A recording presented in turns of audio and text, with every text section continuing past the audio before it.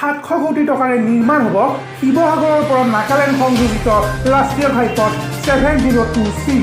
শিৱসাগৰৰ পৰা নাগালেণ্ডক সংযোজন কৰিবলগীয়া কেন্দ্ৰীয় চৰকাৰৰ দ্বাৰা প্ৰস্তাৱিত ৰাষ্ট্ৰীয় ঘাইপথ নং 702Cৰ বাবে কেন্দ্ৰীয় চৰকাৰে 700 কোটি টকা অনুমোদন দিয়াৰ বাবে শিৱসাগৰ আৰু চৰাইদেউ জিলাৰ জনসাধাৰণে সন্তুষ্টি প্ৰকাশ কৰিছে। এই পথছোৱা শিৱসাগৰ জিলাৰ অন্তৰ্ভুক্ত অংশৰ সন্দৰ্ভত বুধবাৰে শিৱসাগৰ জিলাৰ উপায়ুক্ত কাৰ্যালয়ৰ চুকাফা সভাকক্ষত এক ৰাজহুৱা মতামত গ্ৰহণৰ সভা অনুষ্ঠিত হৈ যায়। 700 কোটি টকাৰে নিৰ্মাণ হ'বলগীয়া এই ৰাষ্ট্ৰীয় ঘাইপথটি শিৱসাগৰ চহৰৰ পৰা প্ৰায় 2 কিলোমিটাৰ দূৰত্বৰ বেতবাৰীৰ 37 নং ৰাষ্ট্ৰীয় ঘাইপথৰ পৰা আৰম্ভ হ'ব।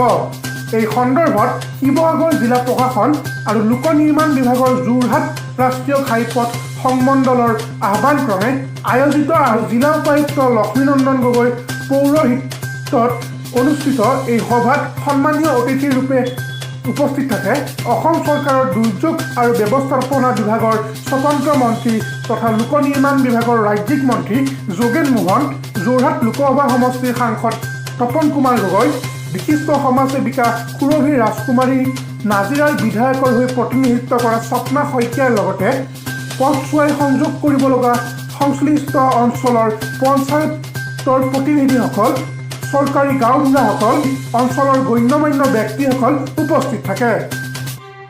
আপোনালোকে সকলোৱে নিশ্চয় জ্ঞাত হৈছে যে ministry of road transport and highway central গভৰ্ণমেণ্টৰ পৰা আমাৰ শিৱসাগৰৰ পৰা সাপেখাতিলৈকে প্ৰায় 46 কিলোমিটাৰ নেশ্যনেল হাইৱে 702C নামেৰে ইতিমধ্যে অনুমোদন হৈছে। আজি তাৰে আমি শিৱসাগৰ জিলা উপায়ুক্তৰ এই সভাকক্ষত যিকেইটা পঞ্চায়ত বা যিখন গাঁৱৰ যোগেদি এই ৰাস্তাটো যাব তাৰ ৰাইজ, পঞ্চায়তৰ প্ৰতিনিধি, circle officer, DC, ADC, revenue আদি সকলো সন্মানীয় ব্যক্তিক আমন্ত্ৰণ জনাই আমি এখন মিটিং কৰিছোঁ।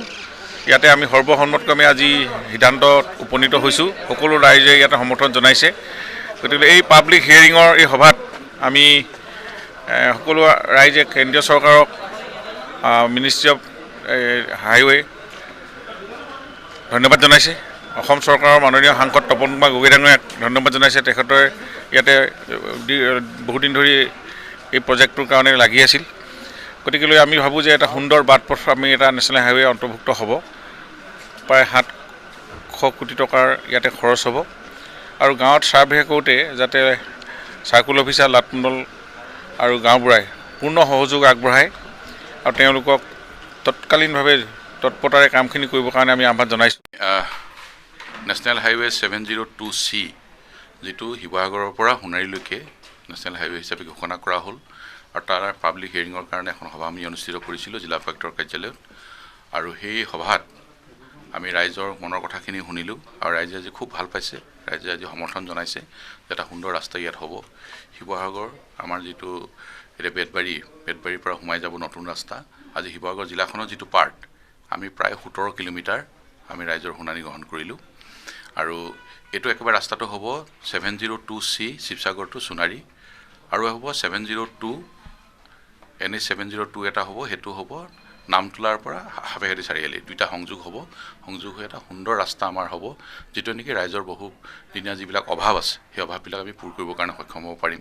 ভাল ৰাস্তাৰ ওপৰে আমাৰ ছাত্ৰ ছাত্ৰীসকল আহিব পাৰিব, ৰাইজে ব্যৱসায় বাণিজ্য কৰিব পাৰিব, খেতিপথাৰলৈ যাব পাৰিব, কাৰ্যালয়লৈ যাব পাৰিব। সকলো ক্ষেত্ৰতে এটা বহল মন লৈ আমি প্ৰত্যেকেই তেনেকুৱা এটা আমি চিন্তাৰে আমি আগবাঢ়ি যাব পাৰিম। সেইকাৰণে আজি সভাখন আমি অনুষ্ঠিত কৰিছিলোঁ। শিৱসাগৰৰ পৰা আমিনুৰ ৰহমানৰ ৰিপৰ্ট, 7 News Now।